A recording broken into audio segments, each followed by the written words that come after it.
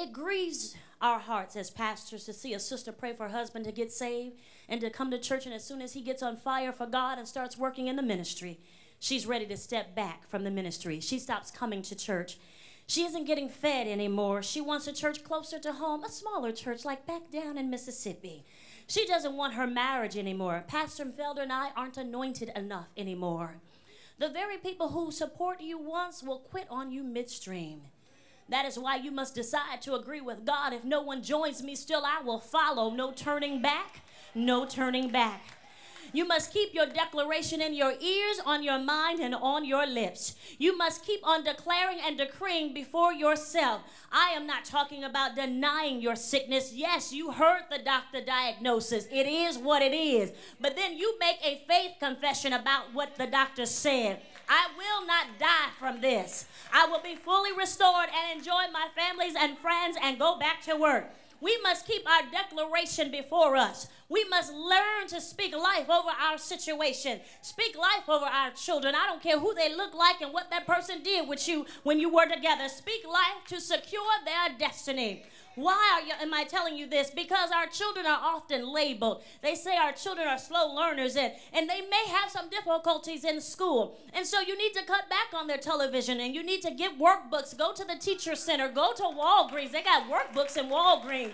Go to Walgreens and get them some workbooks so that they can work at home. Saturday, although I was working on a sermon, I took a couple minutes out so we can work on some worksheets with my children. My children need to stay ahead of the game. They don't need to be behind of the game. Enroll our children in Sunday school. Invest in their destiny. Put them in Sylvan. Put them in Kumon. Put them in programs that is going to help them stay ahead of the game. And then you tell your child, because their teacher has labeled them, that they have the mind of Christ. If you are a teacher, you tell them you are not walking in your authority. I know you can do this. Don't tell them that they're slow. Don't tell them that they're dumb. You tell them that they have the mind of Christ. He or she is not slow, they're brilliant, and God's going to increase their ability to retain all the information that is taught in school. God is going to give them favor with his teachers. He's going to help that son or that daughter choose good friends. He's going to help that son or daughter become respectful, kind, and compassionate leaders for the kingdom. You've got to use your power and put your children's lives on the right track. You know the devil wants to destroy your seed. You got to tell your daughter she's beautiful, she's smart, she's sweet like honey. That's what we tell our daughter. We tell Nora she's beautiful. We tell her she's smart, she's sweet like honey. When somebody doesn't want to be a friend of hers, we tell them they don't have good decision making, baby, because you are a wonderful little girl. And if they had you as a friend, their lives would be better. We tell Nora that she's amazing and that she's gorgeous because we don't want her to fall for every brother that tells her she's fine.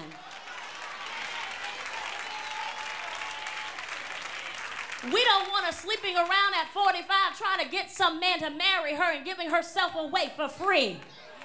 And Nora knows she's gorgeous too because she loves the mirror. Oh my God. I told her that the first black princess from Disney was created from her picture. And why did I do that? She struts around the house with a crown on now.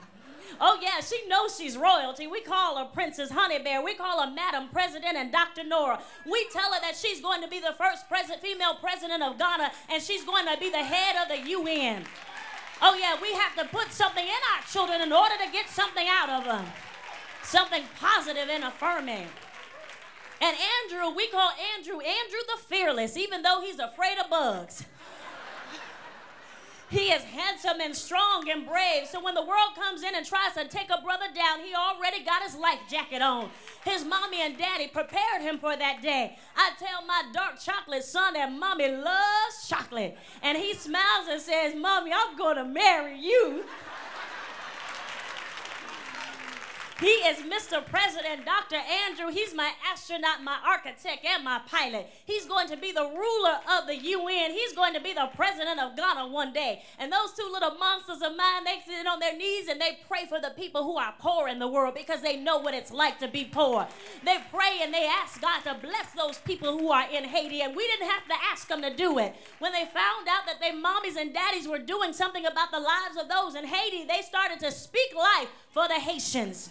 You got to use your power to direct your destiny. You've got to have a verbal vision for your children and for yourself. Speak life over that job you got to go to on Monday because we all got drama on our jobs. Somebody has an issue with you. Somebody wants your spot. If you think everybody on your job likes you, then you ain't really saved, because they ought to not like you because of the Jesus in you. Everybody you work with ain't saved. I remember my corporate America days, having to walk into that bank every day and had to render the devil powerless over my life and my career. The devil, her office was right across from mine.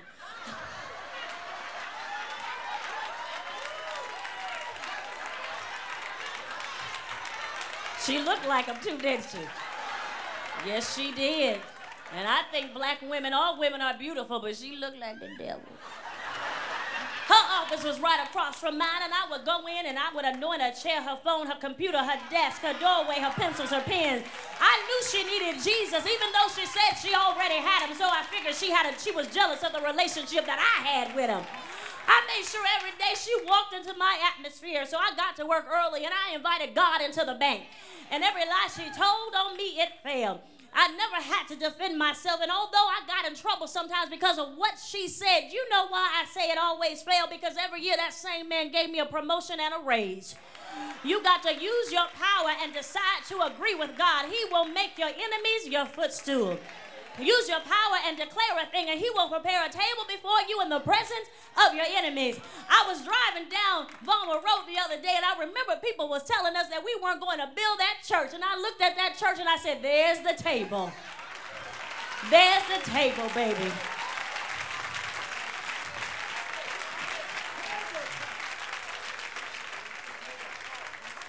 Because after you discern that it is not of God, and after you decide to agree with God, then it's time for you to take dominion with God and walk into your destiny. Taking dominion is taking control, establishing your authority, and using God's power.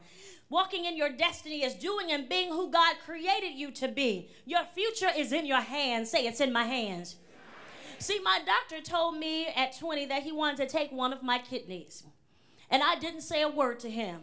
I heard him, and then I told the devil, you are a liar, and this is not the will of God concerning me. I am partial to all of my body parts. So things kept going, and we had to show up for surgery, and so we did. And the doctor could not perform surgery. He said all night long he was thinking about me. And he said, and I want to run this test just one more time. You are too young, you are too vibrant, and I just want to run this test one more time. He didn't agree with his own prognosis. And I stand before you today with both of my kidneys. You must take control over your confession. You got to speak your vision, counter the curse, counter the diagnosis. Take control over the words that are spoken in your atmosphere. Job wanted to talk to God about his situation, but he agreed with God. Job was wondering what was on God's mind, but he decided to agree with God and walk in his destiny.